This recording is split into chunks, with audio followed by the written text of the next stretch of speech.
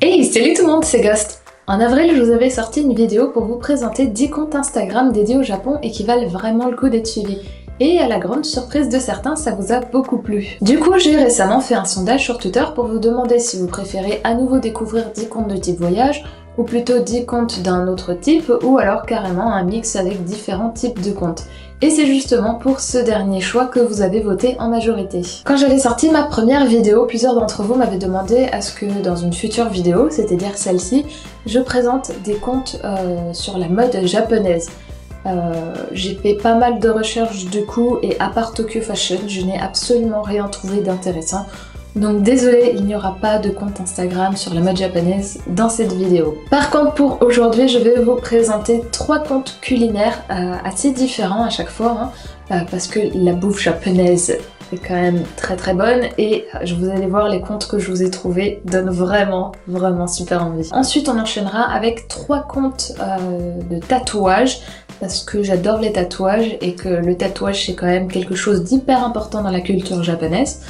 Donc voilà, et pour finir, il y aura 4 comptes de voyage, parce que c'est ce que vous préférez et moi aussi, mais qui sont quand même très différents les uns des autres, et aussi différents de ce que j'avais pu vous présenter dans la première vidéo. Voilà, ceci étant dit, c'est parti pour le premier.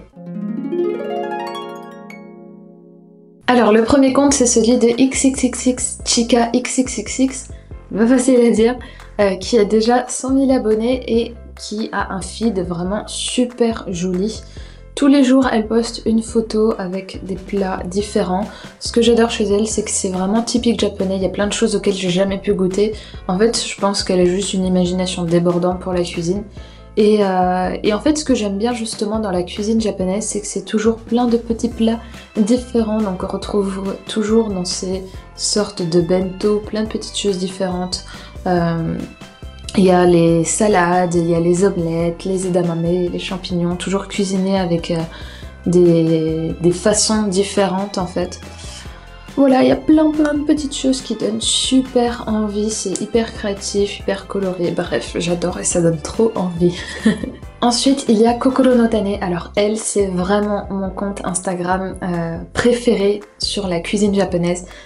Parce que c'est magnifique, c'est trop beau, tout ce qu'elle fait, tout ce qu'elle présente, tout a l'air tellement bon, mais la présentation, c'est exactement ce que vous pouvez retrouver dans des restaurants japonais hyper classe, donc hyper cher aussi, ou même dans certains ryokan assez huppés.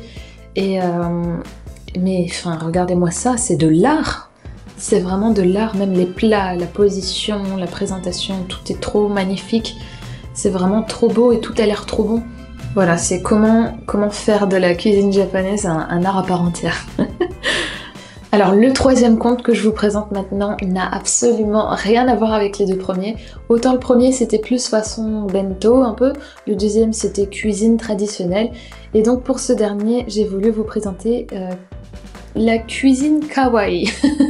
Donc la cuisine mignonne pour ceux qui ne savent pas. Cette fois ce n'est pas non plus une japonaise puisque c'est une australienne mais qui adore le Japon, qui y va régulièrement, et tout ce qu'elle fait c'est façon japonais en fait. Sa spécialité c'est les donuts ou les pâtisseries de façon générale. Donc elle fait pas mal de pâtisseries ou de donuts façon Disney, mais il y a aussi des ghibli comme vous pouvez le voir ici qui sont vraiment trop choux. Et tout ce qu'elle fait c'est tellement typique japonais. Je pense que vous l'avez tous déjà vu quelque part. Là, elle a refait façon dango, c'est une sucrerie que vous pouvez manger au Japon. Qu'est-ce qu'il y a d'autre? Il y a tellement de trucs. Ces petits gâteaux, ils ont l'air trop bons, c'est trop mignon, c'est tellement cliché. La barbe à papa. Ça, vous pouvez la manger à Harajuku, dans mon vlog où j'allais au restaurant Monster Kawaii. Je suis rentrée dans une boutique juste avant, une boutique de bonbons. Et ben, c'est ici que vous pouvez manger ces fameuses barbes à papa arc-en-ciel. Enfin voilà, elle fait plein de trucs comme ça, donc si tout ce qui est kawaii et tout ça c'est votre délire, je pense que vous allez adorer son compte et ça a l'air trop bon. Alors le premier compte de tatouage que je voudrais vous présenter, c'est celui du studio Muska, qui est un salon de tatouage à Tokyo, chez qui je voulais aller me faire tatouer, sauf que je n'avais plus d'argent à cause des voyages, et je n'avais pas non plus décidé de ce que je voulais exactement. Comme je savais que de toute façon je reviendrais au Japon, ce n'est pas très grave, hein, il ne faut jamais se précipiter pour faire un tatouage. Ce n'est pas le tatouage wabori, donc le tatouage traditionnel japonais où ils te plantent carrément les pics de bambou. C'est un salon de tatouage tout à fait classique, mais les tatoueurs sont majoritairement japonais et ils font beaucoup dans le style japonais, et c'est justement ce que je voulais. Ce samouraï par exemple, il est vraiment trop stylé. Le poulpe aussi qui est au tout début, qui est... Ah, mais celui-là, il est tellement bien fait. Alors je déteste les poulpes, mais il est vraiment trop magnifique celui-là. Il y a les carpe koi aussi, ils font les fleurs de sakura. On retrouve les grues japonaises, il y a des renards. Le kendo aussi est stylé. Bref, il y a vraiment le choix. Il y a plusieurs artistes, je ne sais plus combien exactement. Dans tous les cas, je vous mettrai en barre d'infos donc tous les comptes Instagram. Mais pour ce genre d'établissement, par exemple, je vous mettrai aussi les adresses, comme ça vous pourrez facilement les retrouver. Le deuxième compte, c'est celui de Heavyweight Tattoo, qui est pareil, un autre salon de tatouage situé à Tokyo. La différence avec le studio Musca juste avant, c'est que eux, ils ont un style vachement plus animé, plus dessin en fait, plus mignon aussi, comme vous pouvez le voir avec ce petit renard à 5 queues et son petit tori. Ou de l'univers Ghibli, et celui-là est trop chou. Vous voyez, il y a le petit prince avec son renard, ils sont vraiment trop mignons. Donc si vous êtes plus une fille, je suppose, ou que vous préférez ce genre de tatouage un peu plus kawaii, c'est vraiment le style parfait. Oh, alors ça c'est Okami, c'est un jeu vidéo, c'est trop stylé. Il est vraiment trop beau. Bon, vous voyez, bon, il y a Dragon Ball. Je pense qu'il y a vraiment, pour tous les fans de la culture japonaise, surtout la culture pop, c'est le studio parfait. Oh, mais celui-là est trop mignon. J'adore. Oh, mon dieu, regardez-moi ça. Ah, j'adore.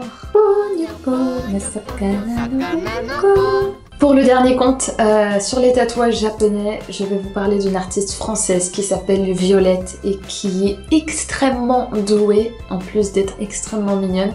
Le salon s'appelle Bleu Noir et c'est là-bas que je vais me faire tatouer le vendredi 13 octobre, justement par Violette. Si vous voulez voir du coup ce que je vais me faire et comment elle procède, n'hésitez pas à me suivre sur Instagram, je ferai une story sur ça.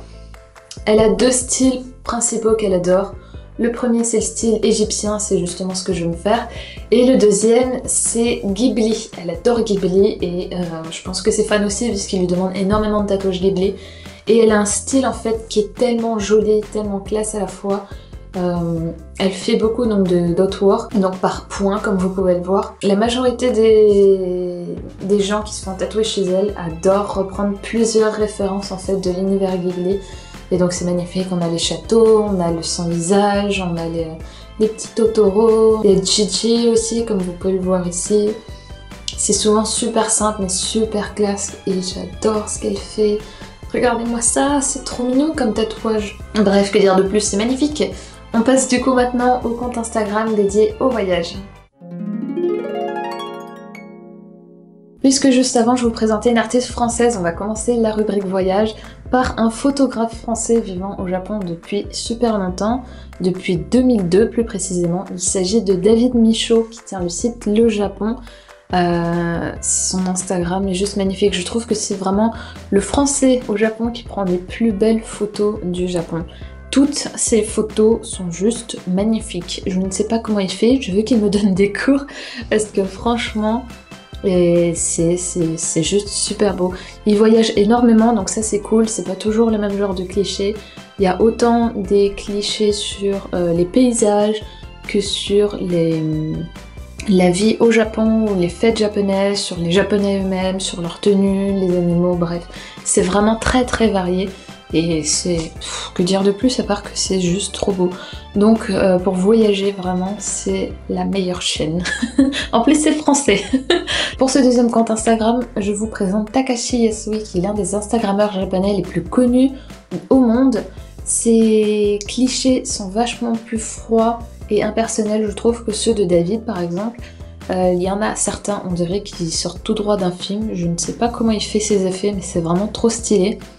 Ah, celui-là est vraiment classe. Ça, vient on dirait du Théâtre No. Oui, c'est ça. Ah, si vous ne connaissez pas le Théâtre No, c'est une expérience à vivre. Je vous en parlerai justement dans une prochaine vidéo. Le troisième compte voyage, c'est celui de Wataru Sato, un autre photographe japonais, au style vraiment très différent des deux qu'on a vu juste avant. Lui, c'est beaucoup plus le Japon traditionnel, le Japon un peu caché, celui qu'on voit dans les forêts, celui qu'on voit dans les temples, celui qu'on voit dans les petites ruelles où se baladent justement ces japonaises avec leurs habits traditionnels. J'adore ça. Je trouve ça vraiment trop stylé. Bon, pour le dernier compte Instagram, je voulais vraiment vous présenter quelque chose de complètement différent de tout ce que j'ai pu montrer jusque-là. C'est le compte de Papa92. C'est un japonais en fait qui prend régulièrement ses petites filles. Donc il a 3 petites filles et elles sont trop mignonnes. Et en fait, ce que j'adore chez lui, c'est que on a l'impression qu'ils vivent dans une autre époque en fait. Quand vous voyez l'ambiance des photos, comment elles sont habillées, où est-ce qu'elles se trouvent en fait, on a vraiment l'impression de regarder des photos d'un autre temps et je trouve ça incroyable. Et ça change tellement de ce qu'on voit d'habitude sur Instagram que ouais, ça fait plaisir en fait. Puis bon, les enfants japonais sont vraiment trop mignons, regardez-moi ces bouilles. Voilà, cette vidéo est maintenant terminée, j'espère qu'elle vous a plu et surtout qu'elle vous a permis de découvrir vos nouveaux comptes Instagram préférés. Si c'est le cas, en tout cas, je compte sur vous pour mettre un petit pouce bleu. Si jamais vous avez des comptes Instagram que vous aimeriez recommander, n'hésitez pas à le dire en commentaire, ça m'intéresserait beaucoup et je suis sûre que d'autres abonnés adoreraient les découvrir également. Je vous invite à vous abonner si ce n'est pas encore fait, ainsi qu'à cliquer sur la petite cloche ici en bas pour être prévenu des sorties des prochaines vidéos. Et d'ici là, eh bien portez-vous bien. Tchuss!